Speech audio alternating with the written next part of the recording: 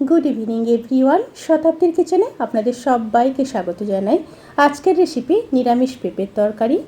অনেকেই আছেন যারা পেঁপে খেতে পছন্দ করেন না, কিন্তু এইভাবে বানালে বুঝতেই পারবে না যে কি খাচ্ছে। আর টেস্ট সম্পর্কে আমি কিছু বলবো না, আপনারা বানালেই বুঝতে পারবেন। তাহলে চলুন শুরু করা যাক আজকের এই সহজ এবং সুস্বাদু রেসিপি। এই রেসিপির জন্য আমি একটা 750 গ্রাম পেঁপে নিয়েছি। পেঁপেটাকে ধুয়ে কেটে তারপর ফিরে আসছি। সমস্ত পেঁপেগুলোকে ধুয়ে কেটে নিয়েছি। এবার একটা গ্রেটারের সাহায্যে গ্রেট করে নেব।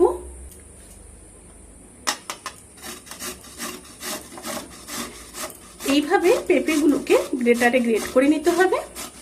আমি এখানে সমস্ত পেঁপেগুলোকে গ্রেট করে নিয়ে তারপর ফিরে আসছি। সমস্ত পেঁপেগুলোকে গ্রেটারে গ্রেট করে নিয়েছি। এবার চলুন মূল রান্নায় ফেরা যাক। প্যানের মধ্যে সর্ষের তেল দিয়ে দিলাম। তেল গরম হয়ে গেলে দিয়ে দেবো 2টো শুকনো লঙ্কা, তেজপাতা, 4টা লবঙ্গ, সামান্য দারচিনি, 3টা এলাচ, আর দিয়ে দেবো 1/2 চামচ গোটা জিরে। একটু নেড়ে নেব। তেল থেকে যখন সুন্দর একটা স্মেল বেরোতে শুরু করবে, সেই সময় কেটে রাখা একটা বড় সাইজের আলু দিয়ে দেব।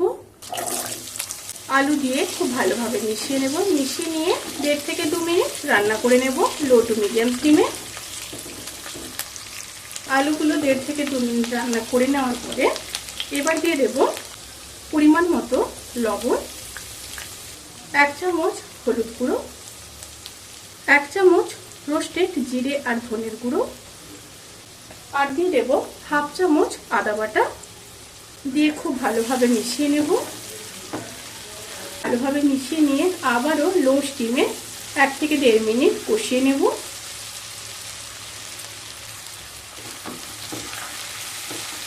ভালোভাবে কষিয়ে নিয়েছি। আর একটা কথা এখানে বলে রাখি, আমি এখানে লঙ্কার গুঁড়ো ব্যবহার করলাম না, যেহেতু ওটা শুকনো লঙ্কা দিয়েছি। আপনারা চাইলে কিন্তু এখানে লঙ্কার গুঁড়ো ব্যবহার করতে পারেন।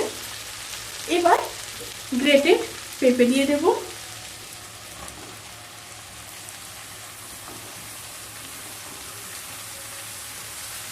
পেঁপে দিয়ে খুব ভালোভাবে মিশিয়ে নেব।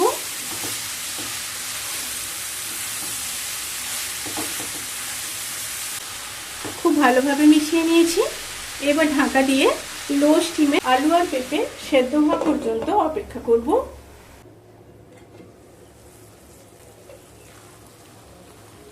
সমস্ত সবজিগুলো কিন্তু খুব ভালোভাবে সেদ্ধ হয়ে গেছে। মাঝখানে মাঝখানে কিন্তু 2-1 বার অতি অবশ্যই একটু নেড়ে নেবেন। এবার ওপর থেকে ফ্রোজেন মটরশুঁটি দিয়ে দিলাম। আপনাদের কাছে যদি ফ্রোজেন মটরশুঁটি না থাকে তাহলে আপনারা কাঁচা ছোলা ব্যবহার করবেন, আর ছোলাটা আলুর সাথে দিয়ে দেবেন। আবারও মিশিয়ে নিচ্ছি। মিশিয়ে নিয়ে আবারও 1 মিনিট লো স্টিমে রান্না করে নেব। রান্নাটি যখন প্রায় হয়ে আসবে সেই সময় দিয়ে দেব 1 চামচ চিনি। টেস্ট ব্যালেন্স করার জন্য অবশ্যই দিতে হবে। 1/2 চামচ গরম মশলার গুঁড়ো, আর দিয়ে দেব 1 চামচ ঘি। দিয়ে খুব ভালোভাবে মিশিয়ে নেব। খুব ভালোভাবে মিশিয়ে নিয়েছি। এবার গ্যাসের ফ্লেমটাকে অফ করে দেব। অফ করে ঢাকা দিয়ে 5 থেকে 7 মিনিট স্ট্যান্ডিং টাইমে রেখে তারপর সার্ভ করব। রেসিপিটি কেমন লাগলো প্লিজ কমেন্ট করে জানাতে কিন্তু ভুলবেন না। যদি ভালো লেগে থাকে তাহলে সাবস্ক্রাইব করে পাশে থাকা বেল আইকন প্রেস করে নোটিফিকেশান অল করে রাখবেন। তাতে করে আমি যত রেসিপি দেব সমস্ত লিঙ্ক আপনাদের কাছে পৌঁছে যাবে। আপনারা সবাই ভালো থাকবেন, সুস্থ থাকবেন, সাবধানে থাকবেন। আজকের মতো এই পর্যন্ত। পরের ভিডিওর জন্য অপেক্ষা করুন। টাটা।